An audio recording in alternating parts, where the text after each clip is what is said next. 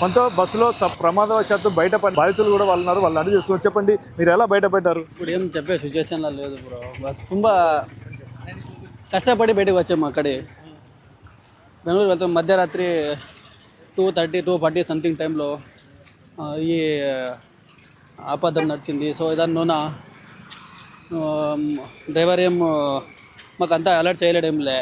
So 2 వీలర్స్కి గుద్దాడంట.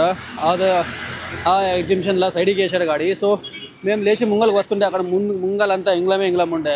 So ఆ మంటలోకి నూనెకి వస్తూ ఉండని మాకు ఆపదంలో మేము డ్రైవర్ సైడ్ది విండో అంతా పళ్ళకొట్టుకొని అక్కడే దుమ్కి బయటికి వచ్చాము.